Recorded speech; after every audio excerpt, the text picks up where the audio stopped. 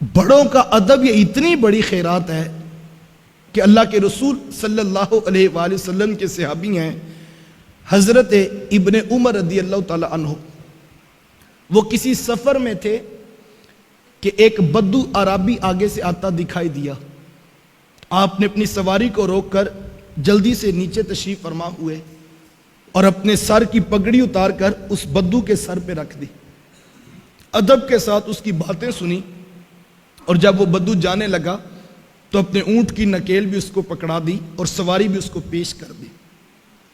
جب وہ بدو چلا گیا تو آپ کے غلام نے پوچھا کہ حضرت آپ امیر المومنین کے بیٹے ہیں, اتنے بڑے باپ کے آپ بیٹے ہیں, اور یہ عام سادہ سا دیہاتی شخص تھا اور آپ نے اس کو اتنی عزت دی, اپنے سر کی پگڑی اتار کے اس کے سر پہ رکھ دی اور اپنی سواری بھی اس کو دے دی اور پھر آپ اس کے پاس ادب کے ساتھ بیٹھے بھی رہے, تو اس کی خاص وجہ کیا تھی؟ آپ تو خود ایک بڑے باپ کے بیٹے ہیں.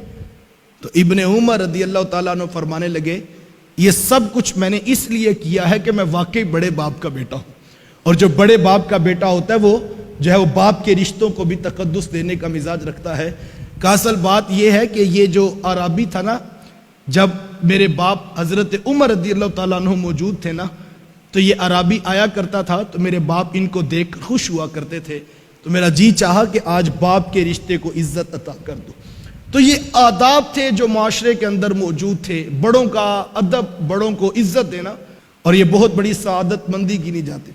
ہمیں اپنی اولادوں کو یہ سکھانا ہوگا کہ بیٹا جب بڑے بات کر رہے ہوں تو چھوٹوں کو خاموشی اختیار کرنا ہوگا. لیکن ہماری حالت کیا ہے؟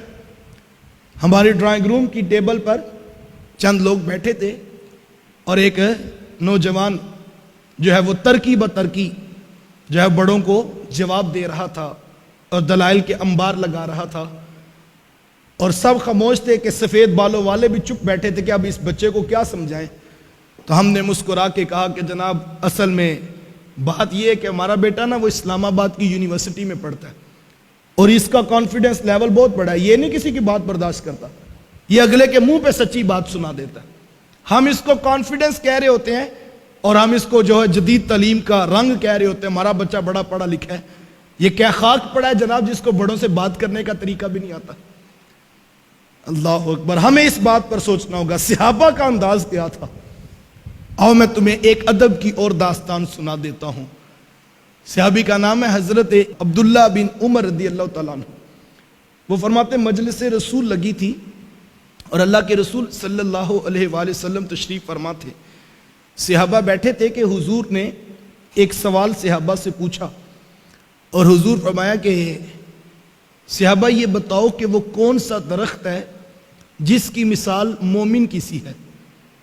اب سب صحابہ خاموش, اور صحابہ فرماتے کہ ہم جنگل کی جڑی بوٹیوں کی طرف غور کرنے لگے کہ کون سا درخت ہے جس کی مثال مومن کی سی ہے, اور اس کے پتے بھی فائدہ دیتے ہیں, اس کا پھل بھی فائدہ دیتا ہے, اس کی جڑیں بھی فائدہ دیتی ہیں. فرماتے ہم سوچنے لگے کہ وہ کون سا درخت ہے جس کی مثال مومن کی سی ہے اور جو نفع بخش ہوتا ہے. فرماتے تھوڑی دیر جب گزری اور کسی کو جواب نہ آیا تو حضور علیہ السلام نے وقفہ سکوت توڑتے ہوئے خود ارشاد فرمایا کہ صحابہ وہ تو کھجور کا درخت ہے. اب مجلس برخاست ہو گئی, صحابہ اٹھ کر گھروں کو جانے لگے. جب گھر پہنچے تو حضرت عمر رضی اللہ تعالیٰ عنہ کے بیٹے اپنے والد ماجد سے عرض کرتے ہیں کہ ابا جی آج حضور نے سوال کیا تھا نا, اور حضور نے پہلی پوچھی تھی کہ وہ کون سا درخت ہے جس کی مومن کی سی مثال ہے. حضرت عمر رضی اللہ تعالیٰ عنہ فرمایا کہ ہاں بیٹا حضور نے یہ بات پوچھی تھی. تو کہا کہ پھر جواب اس وقت تو کسی کے ذہن میں نہیں آیا. تو ابن عمر رضی اللہ تعالیٰ عنہ عرض کرتے ہیں اللہ کی قسم ابا جی مجھے جواب آتا تھا. تو کہا بیٹا آپ نے بتایا کیوں نہیں؟ اگر آپ بتاتے تو مجھے بھی خوشی ہوتی کہ عمر کے بیٹے کو جواب آتا تھا. تو ابن عمر نے کتنا خوبصورت جواب دیا. کہا ابا جی میں نے صرف اس لیے جواب نہیں دیا کہ جب ابو بکر و عمر جیسی شخصیات چپ بیٹھی ہیں تو پھر میں جواب کیوں دوں. یہ تھا وہ ادب جو صحابہ کے بچوں کو بھی آتا تھا. اللہ اکبر, کسی بات پر اگر بڑے خاموشی اختیار کر لیں تو چھوٹوں کو بھی پھر خاموشی اختیار کرنی ہوگی. یہ آداب تھے جو کل تک معاشرے میں موجود تھے, لیکن آج معاشرہ حیا باختہ ہو گیا آنکھوں میں حیا نہ رہا، لباس میں حیا نہ رہا، اخلاق میں حیا نہ رہا، اور ہم جو ہے وہ تیزی کے ساتھ جو ہے وہ زوال پذیر ہو رہے ہیں۔ خدا را اپنی اولادوں کو آداب سکھائیے، یہ سب سے بڑی دولت ہے جو ہم بچوں کو سکھا سکتے ہیں، اور یہ ذمہ داری کوئی اسکول نہیں لے گا۔ اسکول آپ کے بچے کو رٹا طوطا بنائے گا، اسکول آپ کے بچے کو جو ہے وہ ایک کاغذ ڈگری کا دے گا، اسکول آپ کے بچے کو 30 سے 40 ہزار کی نوکری تو دلوا سکتا ہے جناب، لیکن اخلاق آپ نے خود اپنے بچوں کو، اپنی اولادوں کو سکھانے ہیں۔ اور اس کا بہترین طریقہ کیا ہے، کس طرح اولادوں کو یہ اخلاق سکھائے جا سکتے ہیں؟